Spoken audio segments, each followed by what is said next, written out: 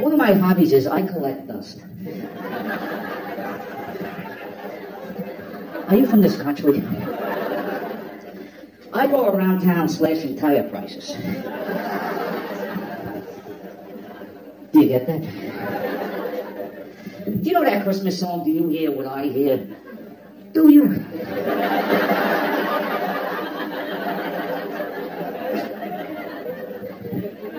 You stop laughing, you stop laughing, sir. You got the idea, there are no jokes. There's a kind of hush all over this home. I'm addicted to prescription glasses.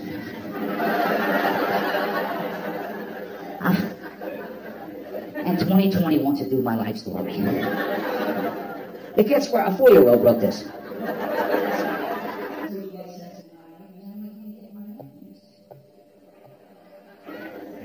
Thank you. No, I'm leaving you, no. This is my stepladder. I never knew my real life.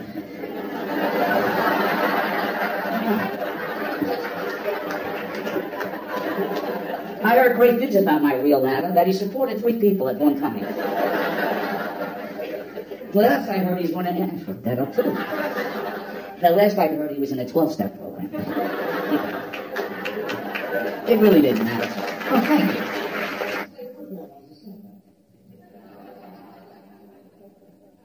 Anyway, I had a lovely, that's it for me. Thank you very much. Thank you very much.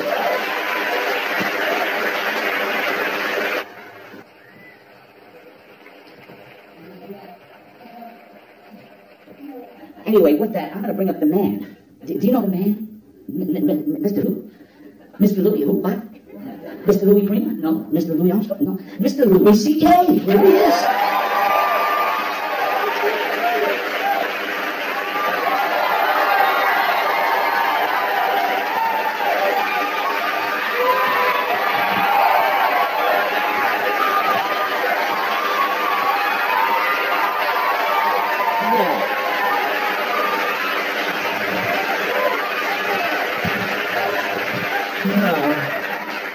Oh my God, you guys. Oh my God, thank you.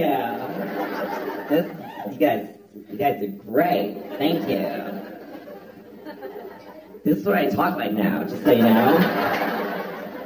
I'm going to do the whole show like this. A very offensive stereotype of a Mexican.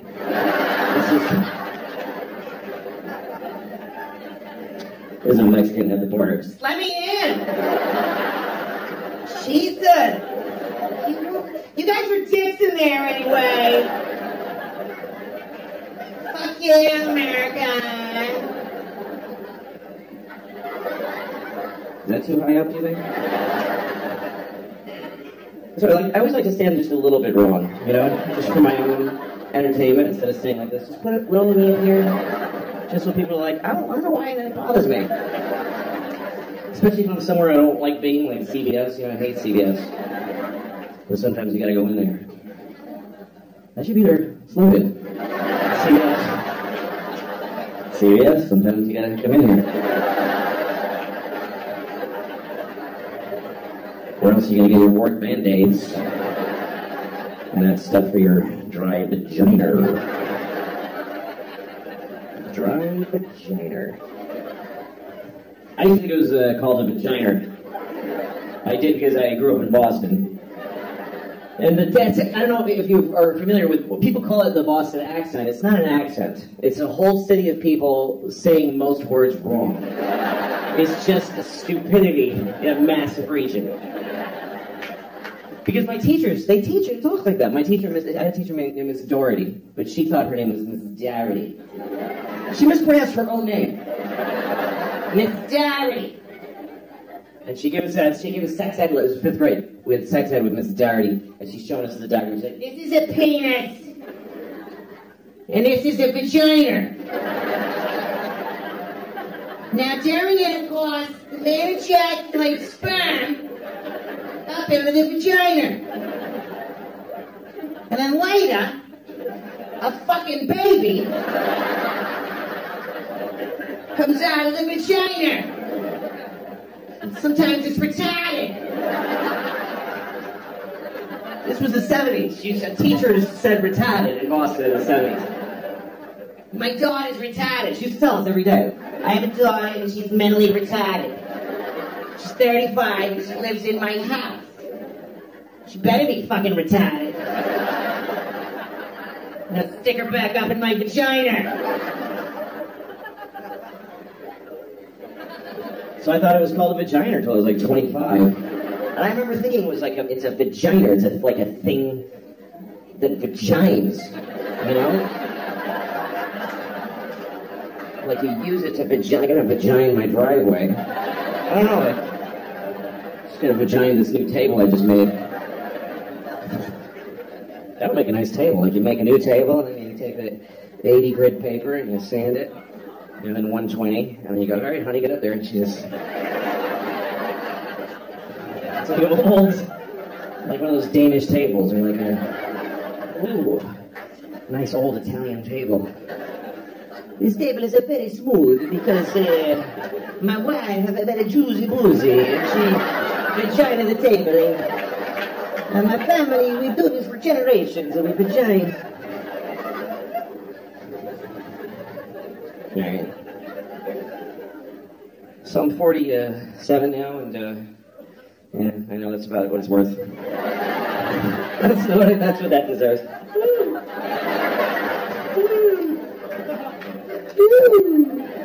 Yeah, 47 doesn't buy anything. 18 you can vote, 21 you can drink, and 47 you can just keep doing whatever. Just keep being out of breath. One good thing is that I've let go of any dream of getting in great shape. Like, it's like a relief. Just because my whole life I've been like, well, someday I should really get in great shape. And I'm like, what? Why would I do that? That's not gonna happen. To me, the level I want to reach as far as the shape I'm in, I just want it to be so that if you find out that I died, you ask what happened. That's all. I want you to wonder what happened. I don't to be like, oh, he died? Oh, yeah, sure he did. Sure he did. To be a bigger news, you hear Louis still alive. Shit. Oh, really? Oh my God. Oh my God. No. Something's changed when you get older. Like I've reallocated some of the noises that I make. Like the noise I used to make when I come is now the noise I make when I pee.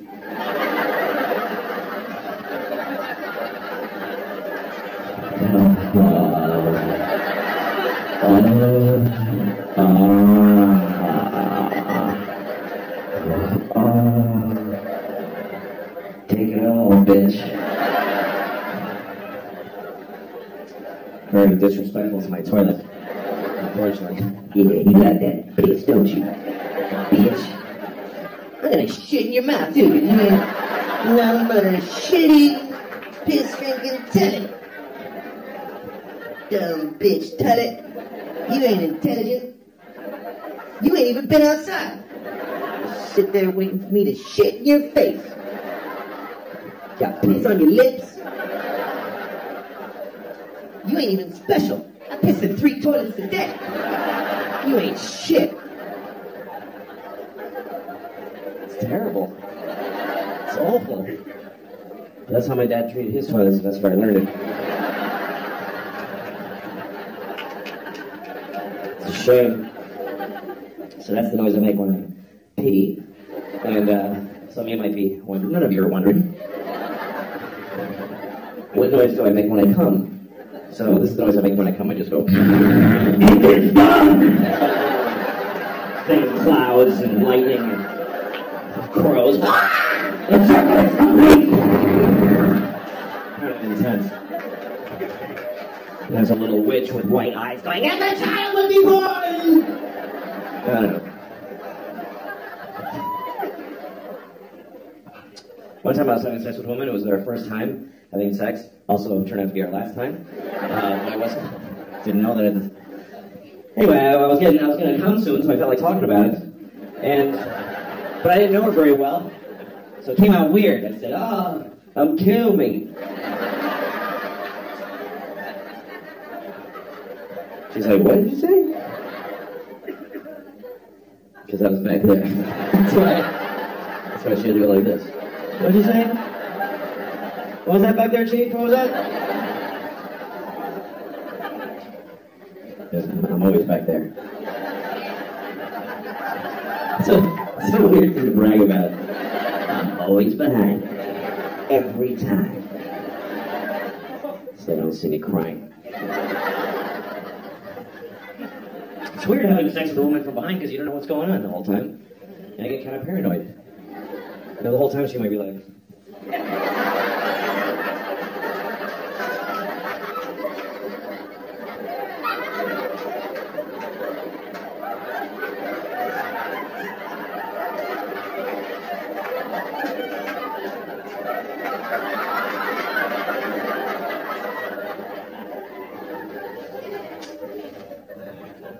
I was on the subway in New York.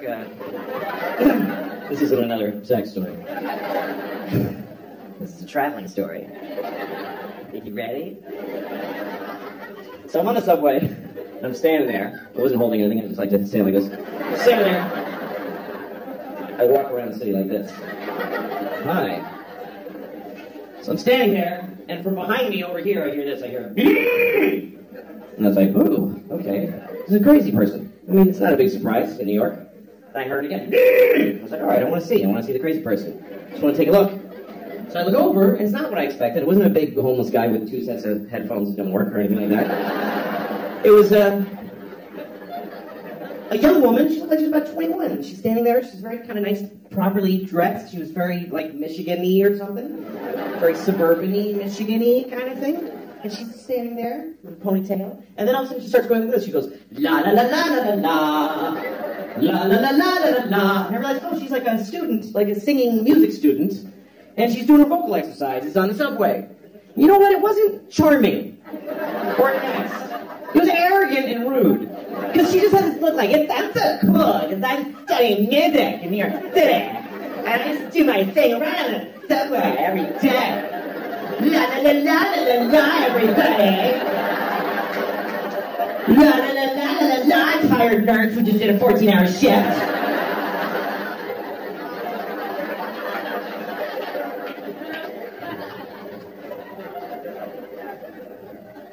We live in an interesting time, you know? Because you can be on an airplane, you're like one of 200 passengers, you're on a flight, 30,000 feet in the air in the middle of the flight. If you just decide to do this, you're sitting in your seat, and you start going like this, you go...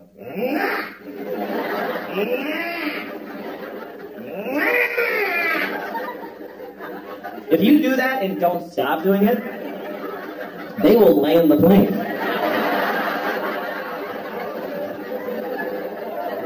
You can will a plane to the ground without a weapon or a threat. You don't have to do that much. You can just sit there and just start going, down, down. Seriously, if you're on a plane and you just didn't stop saying down, down, down.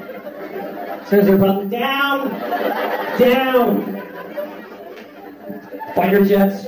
I mean, you don't go into the nearest airport. And then I guess you're in trouble, but well, they can't put you like in prison because you said down several times. They like bother you. Why'd you do it? Are you a terrorist? Why'd you do it? I just didn't want to be up anymore. Just didn't like it. I mean, I just said the word of where I wanted to be. You didn't have to do it. It's just a suggestion. Jesus Christ. I was on a plane once and there was 2 babies on a plane. And other people. It wasn't just... It was just me and 2 babies. That would be weird. You get on a plane, there's just 2 babies.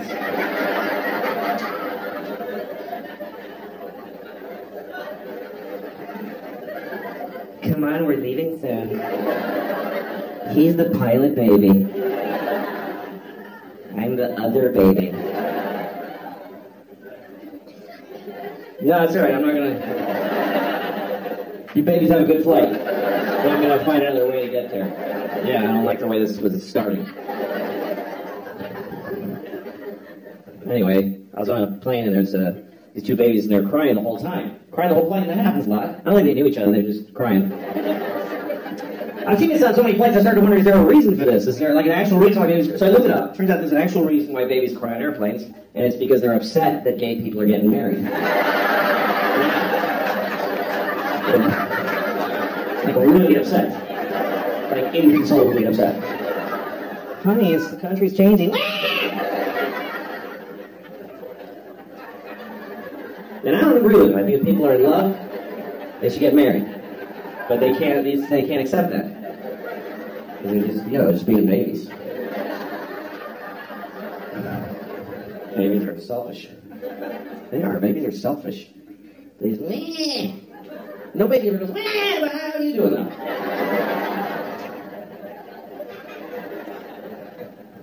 I have two daughters, both of them at one time were babies, and I held them and they cried on planes. It's happened to me. I've had a baby on a plane. If you're ever, this is how selfish people are. When you're on a plane and you hear a baby crying, you think that's happening to you. You're like, oh, this is gonna ruin my flight. It's gonna ruin it. But look at the parent, because that person is holding a crying baby on a plane, which means they've been traveling with a baby all day, which means they have a baby. Okay? So their life isn't even good. They don't like anything. Their whole life is, ugh, Jesus. If there's any joy for them, it's that this is now bothering other people. Yeah, you listen to this shit now. Wang!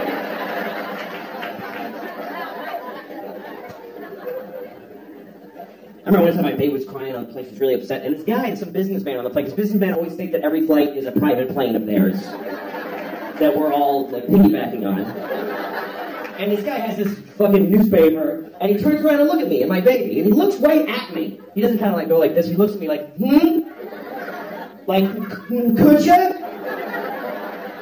Like, oh, I'm sorry, is this bothering you? Let me just...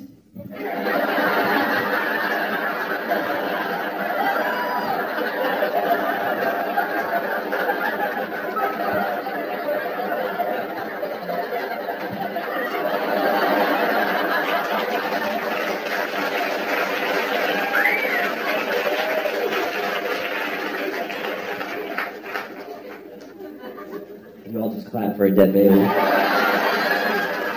And you applauded a dead baby. Yeah. I have two children, 9 and 12 years old, both girls. They're both gay. I'm raising them gay. Most people raise their kids straight. I'm just going to raise mine gay. But they'll do what they want later, but as long as they're in my house, they're gay. I tell them every day, you're gay, honey, good night. Go to bed. Brush your gay teeth, gay honey. Don't forget to be gay.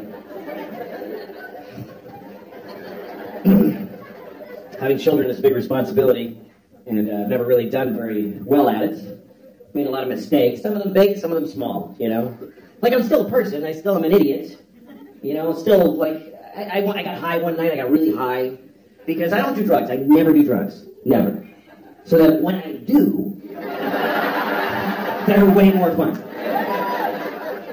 To me, that's my best advice about drugs. If you want to enjoy drugs, never do them. Never. Because then when you do, they're actually fun. Because when drugs are a part of your life, they're just another pain in the ass in your life. It's just my drugs suck. I don't want to have that problem. I always want to be that person where it's a new thing. Somebody's like, hey, you want to try this? And I'm like, oh, I don't know, I should. It's crazy. I don't even know how to do it. I mean, what is this? Anyway, I got my friend had a little vape. I'm a little worried, honestly, by the young people with the vaping and they just do this and then they just vape and they just stand on the corner and puff and look at the fucking thing. And I miss you. That's what it is. I miss you people. Because you used to stand around like this, and I get to go, fuck that one, and that was okay. But now I'm just looking at the top of people's heads now. But I didn't realize how, like, my friend, I have a younger friend who vapes, and she told me it's just to kind of like calm me. She's like, I barely feel it, you know? Sometimes it helps me sleep. So one night we're hanging out, I'm like, I'm going to go home and go to sleep. Maybe let's try it. So I took one little tiny hit. I was insane. I was completely insane. I was in my house. I couldn't even walk past the window. I had to go under the windows because I was afraid of the inside of my own brain. So I started texting people, just texting. I'm so high. I'm so fucking high. I'm so high. And I texted, to another friend. I'm so high, I want to suck the hot jizz out of my own dick and get higher. That's what I wrote. I'm not bragging. I'm just telling you that's what I wrote. And I sent it. And then later I looked at my text and I was like, I think I might have sent that to my 12-year-old daughter. I think it's possible. And I didn't, but I too easily could have. Now my kids are in my phone. There needs to be some very reliable firewall that says these numbers are much harder to text. That you can't just, whoops, traumatize her irreversibly. That you can go like, to write to these numbers, I have to solve the Hellraiser puzzle, and I have to, there's two guys with the keys at the opposite room that turn them at the same moment, and there's a warning. Are you sure you want to send this picture of your pubic hair to your ex-wife's mother? That's how you want to break the silence of 6 years since the divorce. This is my pubic hair. Look at all of my pubic hair.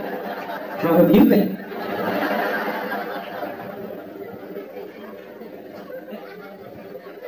I try to be a good dad, but the life just kind of takes off. Your kids start, they get their own ideas, and my 9-year-old, she's just figuring out about lying, and that's a tough thing. It's hard to roll that one back because lying is pretty amazingly useful in life. It's like, how do you tell a kid not to use a thing that just solves every possible problem, like magic? How do you? Because that's why kids lie, because they're in trouble. They lie because they're in more trouble than they can take. Because kids, when a 9-year-old lies, it's not for some weird Machiavellian, Do you know what my teacher said about you? It's interesting. They don't just make shit up. They lie because they're in trouble. And it's more than they can, because trouble is too much for a kid. Trouble, for grown-ups, we can take trouble. We don't care. We just go, I'm sorry. Am I in trouble? What? We don't care.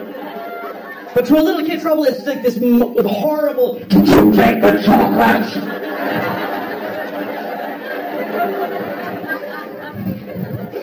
And she did, and she doesn't know how to handle it. Did you take it? No? Well, all right then, have a nice day.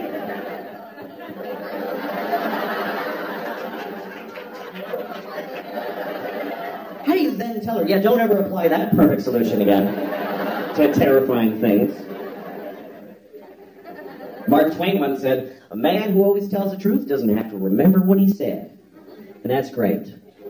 But Mark Twain also said, there once was a big black guy named Nigger Jim. So, I don't know, 100% of the things he said were perfectly awesome. Really, Mark Nigger Jim, you're going to go with, that's the best you can do. To name it, got him a nice ring to it, Nigger Jim. Yeah, well, it's a little on the nose, isn't it? Could I call him Black Mike? I mean, just a little. Take it down one notch over the... Thanks for that, Mark. Anyway, so, while we're in this area, now that I know you guys are cool,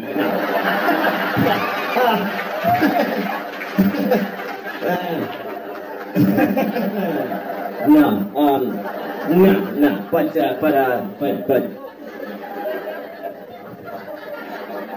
this is a story that takes place, I'm going to tell you the story, it's kind of a messy story, it takes place over a lot of years. It started with my friend Mike, who told me the story. This happened to him back in the 90s. He was going home for Christmas, and he lives in Connecticut. He grew up in Connecticut, in some shitty shit town in shitty Connecticut.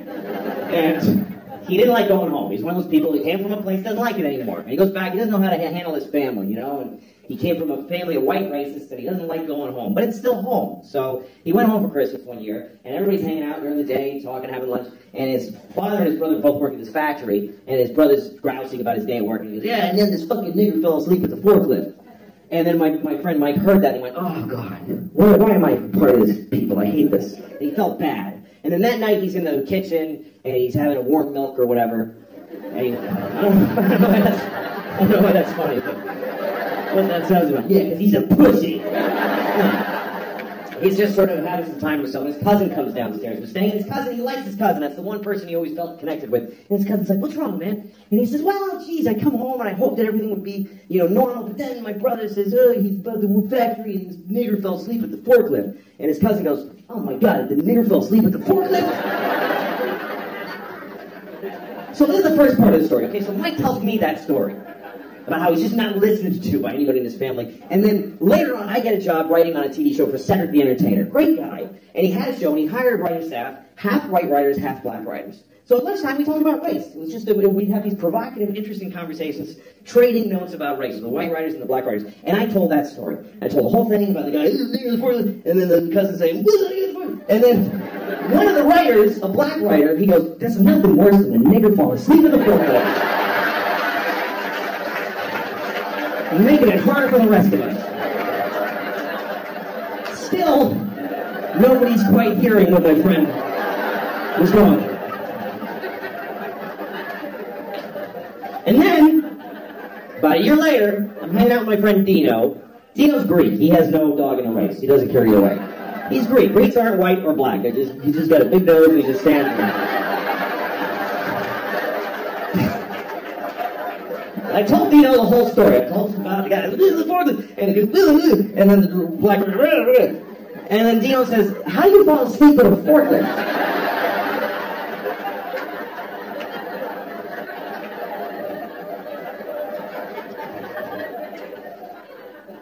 My oldest daughter's going to be 13 next year. That's a big deal. That's a big deal. That's all the parents ahead of you always go like,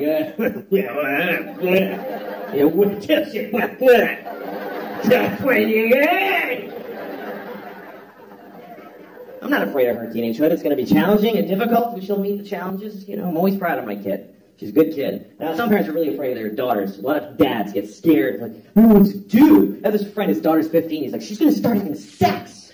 I don't know what to do. She's going to have sex. What do I do? I'm like, well, you don't do anything. You don't have a role in that at all. You're the father. No role. Not supportive or advisory, nothing. What if she has a bad sexual experience? Oh, she's going to have a number of those. Oh, yes, she is. Her whole life is going to be just walking through a blizzard of bad dicks. Just...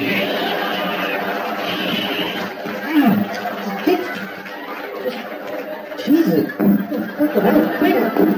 I'm just trying to get to work.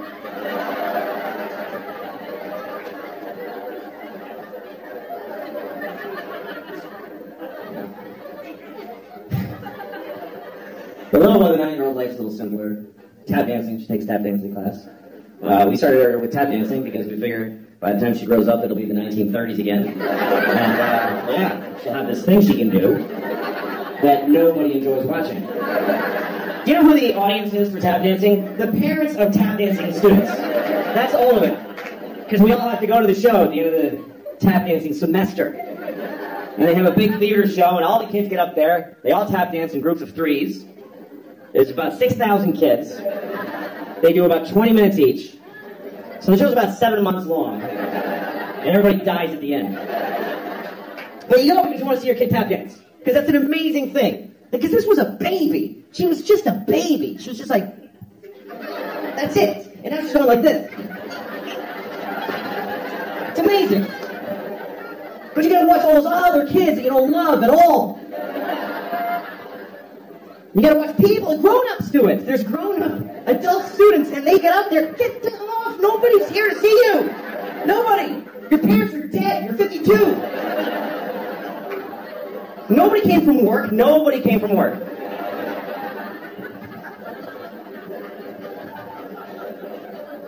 I take her every Thursday to tap dancing. And we go up to the school, and she puts on her tap shoes, and she goes in the room. I don't go in there. And she tap dances and I wait outside. Because it's 40 minutes, it's not enough time to go anywhere. So I just sit there and listen to her. And she comes out, I'm tired of this, I don't want to go anymore. Good, don't, I don't want to bring you. Quit. I don't care, I don't push my kids into this shit. Because you gotta do it too, I don't want to do it. Daddy, I'm tired of soccer. Soccer is out of our lives forever. With those words from my mouth. Soccer is gone. I don't care, don't go to school, I don't want to get up at 7. Don't do any of this shit, honey, I don't care. I have money, just eat the food in the house. Stay home and eat. You and your sister don't have kids, I can cover all of us, then we all die.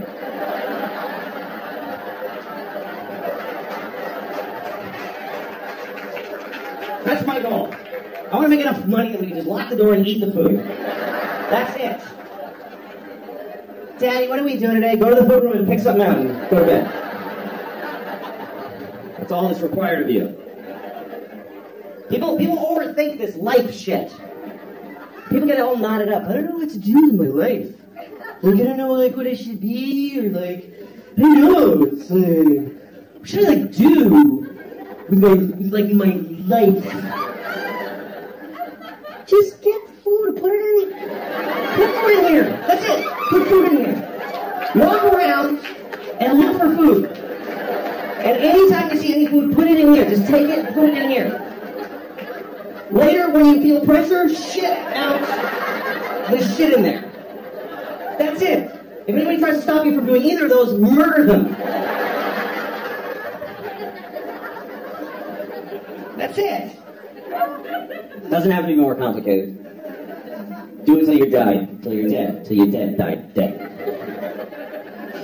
I don't know how long I'm going to live. I have no idea. You don't really ever get to find out. You never get to go, okay, I'm dead, so 80. You don't ever get to have that thought. This is it. You get to go, this is probably it. That's it. That's your last thought. This is probably it right here. Yeah, well, we're all going to die at some point. It's true, man. And you find out at some point, it's an interesting thing about human beings that we live with the knowledge that we're going to die. I found out when I was 7 that everybody dies. My grandfather told me. He said, everybody dies! I wasn't even talking to him. I was just trying to blow out the candles.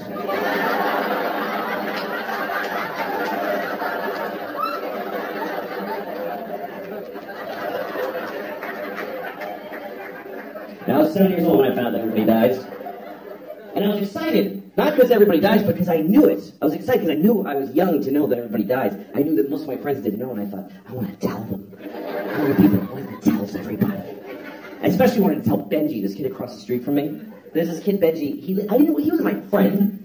I was 7 and he was 6, but if I ever came out of my front yard, he'd come out and I'd be like, oh, here he comes. Just hated him. Hated him. First person I ever hated. Like, visceral hate. To me, he was a piece of shit, cocksucker, asshole. That's what he was to me. And I didn't even know any of those words. I just had it like as a raw feeling with no way to say it. I was too young for the feeling that I had. And then I heard somebody say, piece of shit, cocksucker, asshole. I was like, Dad, yes, thank you. That's what that, yes. That's, yes. Anyway, one day I was in my front yard and a piece of shit Benji comes across. And he says, I got a new bike, or something like that. And I was like, you're gonna die someday.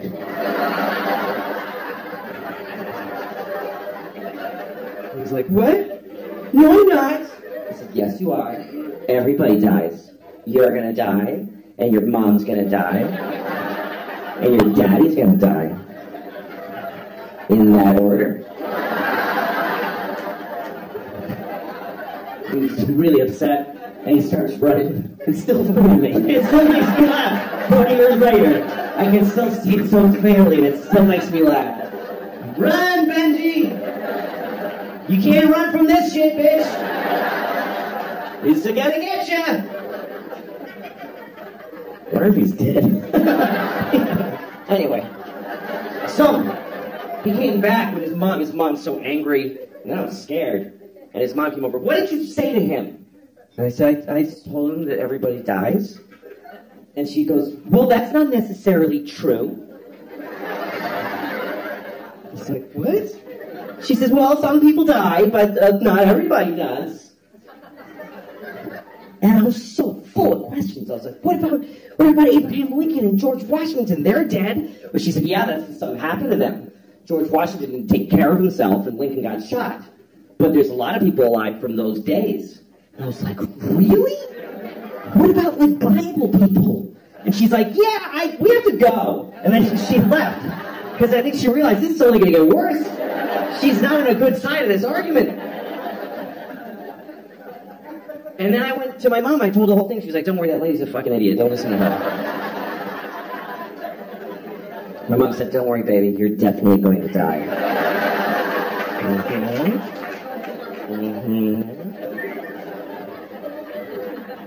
People from the Bible. What if people in the Bible knew they were going to be in the Bible? Like, guys, this is totally going to be in the Bible. You guys are going to get in the Bible, everybody. I'm going to get my roots done so I look good for the Bible.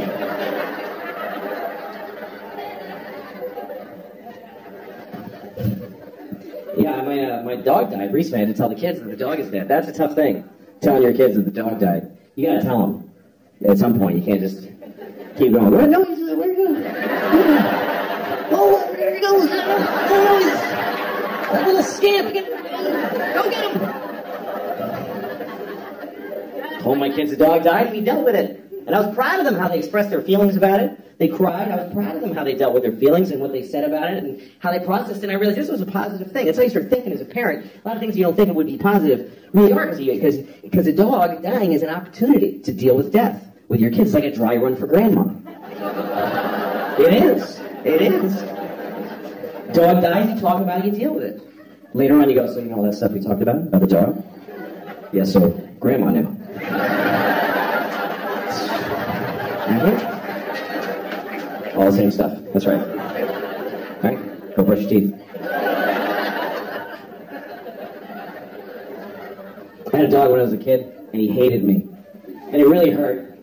It's a true story. My dog hated me. And I wanted a dog so bad. I was like 10 years old. I used to beg my mother for a dog. And she just would say, like, you had one when you were a baby and it died. It's fine.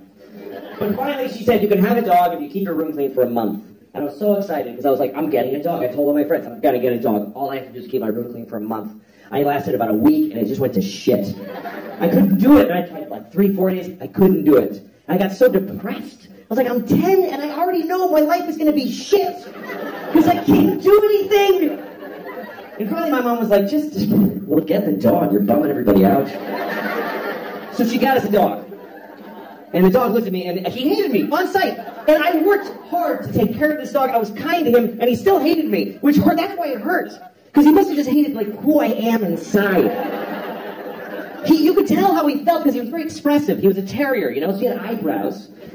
Like I'd walk in the room and he'd go like, oh fuck, I can't. And he would just leave.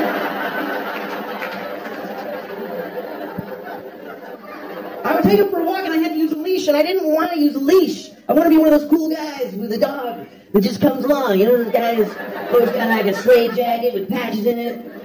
With, like scratchy hair. And he's like, yeah. And he gets in his old pickup and he's like, come on down. He goes like, you know those guys that can whistle that cool whistle? Whatever. Woo! And the dog jumps in the back and they both get laid somewhere because they're so cool. That's what I wanted. But my dog would go for a walk and the leash was like taut like this. It wasn't even like, yeah, we're friends. It was like, just apart from this kid when I get my face. He'd be choking himself the whole time.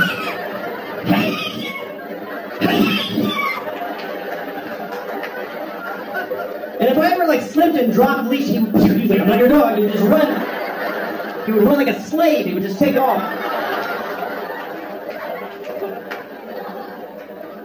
That's how he ran. It's an apt description. That's how he ran. He didn't run like a deer. This is how he ran. He ran like this.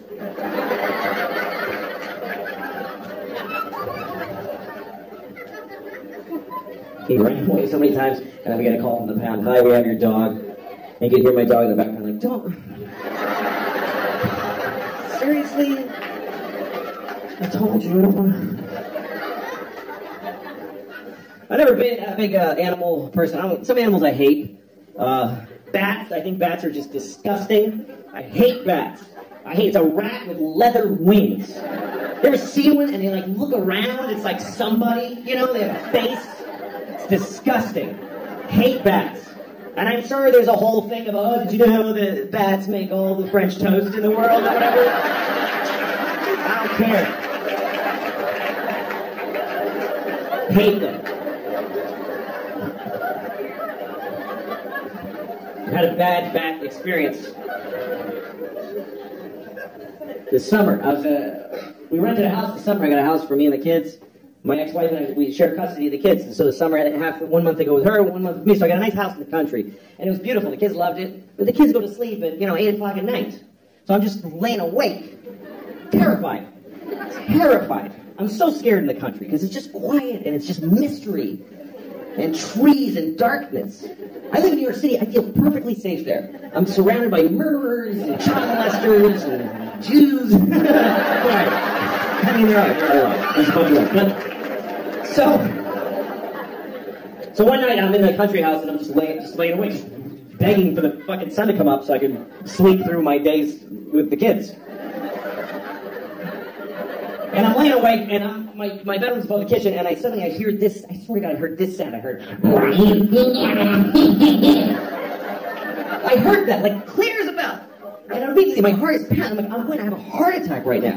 Because there is a witch in the kitchen. First of all, there are witches. I have no doubt in that moment. There's witches. That's how easy it was to flip me over. There are witches. And there's one in the kitchen. And I gotta go down there. I can't just go down there. They like kids. She'll get the kids. So I go downstairs. I'm terrified. And I'm standing outside the kitchen door like this. For like an hour. Too scared to go in until that little bit of logic seeped in and told me even if there is a witch in there, she wouldn't just make a noise and then just stand there for like an hour. So I go in, there's nobody in the kitchen. And then I hear the noise again, and it was the dishwasher. The dishwasher has weird tubes, and when the soap goes through them, it's kind of vocal. I don't know why, but it goes, it's just the weirdest thing to watch my dishwasher do it. I was like, all right, it's cool, I'm fine, there's no witches. I'm about to go upstairs, and a bat, a fucking asshole bat, picked that, but he's like, and he just flew right by my head like this, and I went, ah! Fell on the floor. And I immediately crawl into the closet. I close the door and I call 911 right away. I don't know if you ever call 911 and you don't realize till they answer how you shouldn't be calling 911. 911, tell us your emergency. I'm sorry, I'm very sorry to be bothering you. This doesn't qualify. The lady's like, sir, what's the problem? I said, there's a bat in my house. And I don't like it. She was nice to me, because it's country 911. If you call 911 in New York City, there's a bat in my house, they'll be like, sir, we'll send a car right over to shoot you in the face. But she was nice. She's like, sir, we understand. You're divorced, you're overcompensating with a country house. You're in over your head. She said, call this guy. She gave me a number. She said, call this guy. He's a guy who takes care of bats. He's a man whose bats are his focus. Felt like she was doing a lot of work to not say Batman. Like she was kind of going around. He's a male human, bats are his... I'm not going to say that, I don't want to say it. So I call the Batman. And he comes over and I'm in the closet looking through the crack and the bat is on the ceiling hanging upside down and he's just looking around. It's the most disgusting thing. And so finally there's a knock at my door and I crawl to the door and I open it. And he's like, hello. And he says, where's the bat? And I'm like, So the guy walks over, and he just takes the bat. That's it. He just took it. He's like, all right. Like, yeah, you pretty much nailed it. That's amazing.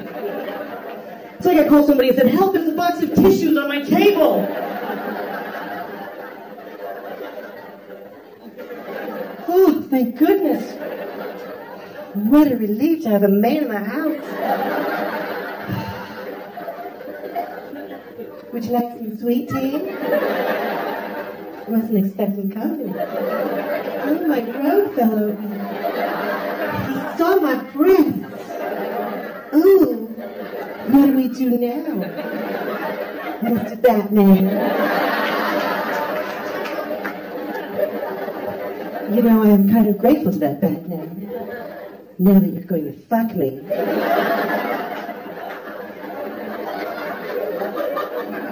You're not? Well, you can go then. I can't get out of it. I'm sorry. I just like to keep doing that till the laughter stops. Fuck, it's getting upsetting. I just did that for like 40 minutes. But if you weren't going to have me, then why did you come over? I'm alone here all day and I'm hardly going to handle it anymore. Alright, okay. So, no, don't do that. Don't do that. I was in New York one time. I was on the subway platform, and I saw two rats, and they were fucking. And I never saw them before. I'm like, holy shit, there's two rats fucking right there. And so I watched them. Because you can watch rats fuck. It's not a big deal. You don't have to go like...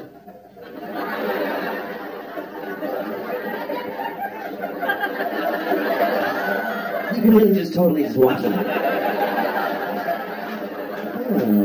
Let's see. Anyway, I'm watching. I'm just curious. I mean, it wasn't surprising how they do it. It's not like she's on top going, I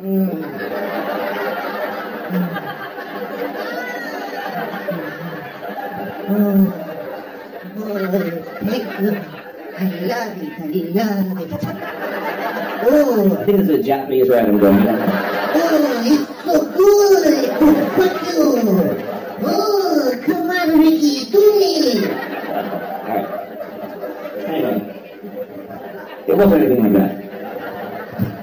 It was a pretty standard rat fuck. Just, he's on top, kind of smushing her into the pavement. She's like... And I'm watching him. I didn't like miss my train, just while I was there. Because I was curious. That didn't turn me on, I was just curious. Because I want to know what it's going to be like when he comes. That's what I wanted to know. What is it like when a rat comes? Is it is it just a biological thing, just a dispassionate kind of just, me, when he just goes home? Or is it like, fucking yeah, is it like, is it, is it ecstasy, is it an orgasm? I told that story to a friend of mine, and she was like, well, what about the girl rat? What about her orgasm? Why don't you empower her and wonder how she comes? What are you, crazy? Girl rats don't come. There's no way the girl gets to come when rats fuck. First of all, he's not going to hold out for her. He's not that kind of dude, you can tell. He didn't give a shit. He's going to fuck her and he doesn't even know her name. He's not sitting there waiting for her and trying to think of things to not come, like giant garbage bags with no food in them or whatever. And even if we did, she's on a subway platform in front of people. She's not going to be able to get to that place, that inside place that girl rats need to find their orgasm. Because I know what girl rats need.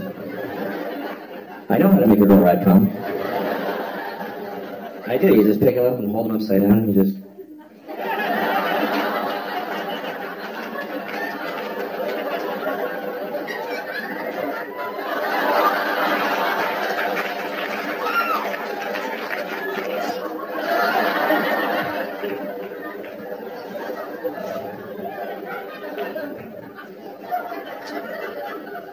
Just to be clear what I was doing there, I just want to make sure you know, I spit in her mouth while I played with her little asshole. Don't judge her, that's what she likes. I did it for her.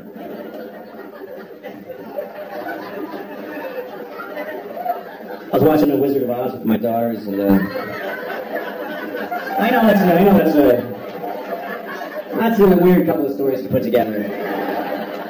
Fingering a rat's asshole to orgasm. and watching The Wizard of Oz with my daughters. But they happen to have happened one right after the other. Most things that I do right after I made a rat come. That's what I do at night. It's the only way I try to help. All right. So, let me just tell you this first. I was at a place eating dinner in New York, and I heard these two women talking, and one of them is talking about the guy she's dating. They were about 21 years old, like NYU students, and so she's talking about it. Yeah, a lot of times I'll hear this woman talking about the guy she's dating, and she runs down the stuff that's not satisfying. The things she doesn't like. She's like, he's just, I text him, and he doesn't respond right away, and then when he does, whatever. So that's weird. And then I saw him, and he's just being weird, and so then he calls me, he's like, I'm sorry, I'm weird. It's weird right now. And I was like, whatever, I ain't doing it. So it's weird. And then I'm listening because I want to know, what is her friend going to say? I wonder what kind of friend she has, And her friend just says, he's a piece of shit. He's a piece of shit. He's not good enough for you because you're amazing.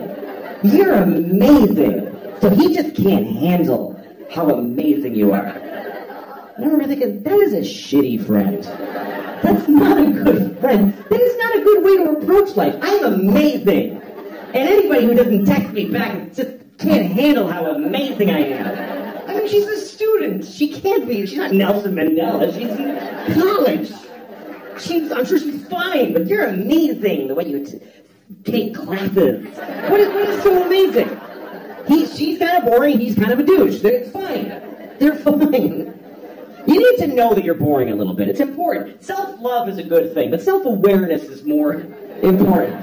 You need to once in a while go, I'm kind of an asshole. You have to have that thought once in a while, or you're a psychopath. When you say to a friend of yours, you're being an asshole. And they're like, no, I'm not. Well, it's not up to you if you're an asshole or not. That's up to everybody else. You don't get to say no to that. You're an asshole. No, I'm not. Oh, sorry. I thought, okay, I'm glad I checked. I guess you're not. If somebody tells you you're an asshole, you should go, oh, shit. All right, what happened? How did I get here? It's like somebody saying, you got something on your face. No, I don't. It's like America. I feel like America is like the world's worst girlfriend. America is like a terrible girlfriend to the rest of the world. Because when somebody hurts America, she remembers it forever. But if she does anything bad, it's like, what? It did. I didn't do anything. America, why do you keep bombing those people in Yemen and all this? Well, it's 9/11, okay? 9/11. Shut up, asshole. Okay, well, you killed hundreds of thousands of people, so I think, yeah, now for 9/11. Fuck yeah. And damn. Yeah, but you're torturing people. It wasn't even torture. Oh my God.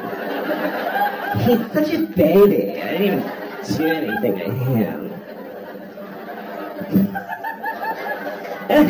I'm saying this about women because I'm a guy. Women might say this about this is what guys like. That's just what it's like, because I think racism and sexism are very different.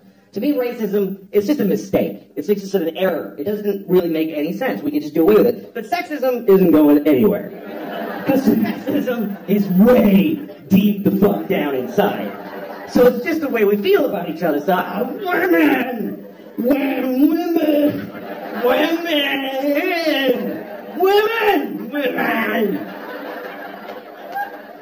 And you're like, men.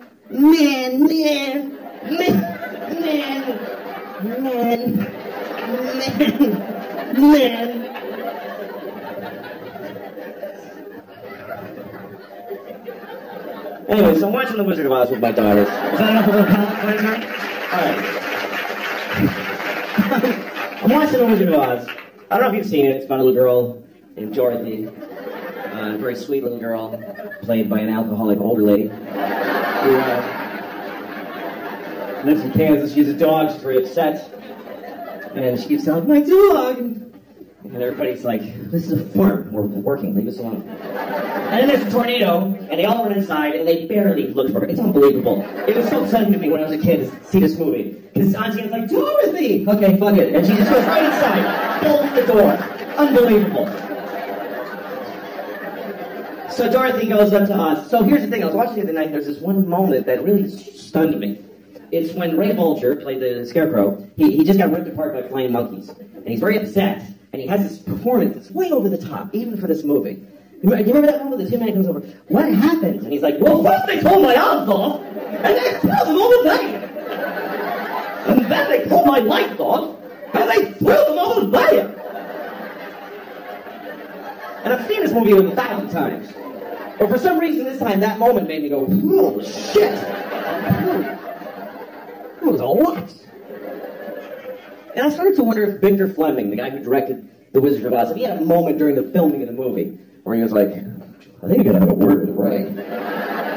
Because that's getting to be a lot. Alright, let him do another one. Okay, action! What happened? Well, first they pulled my arms off, and they threw them over there. And then they pulled my legs off, they threw them over there. Okay, cut! Comes over. So listen, Ray. Yeah?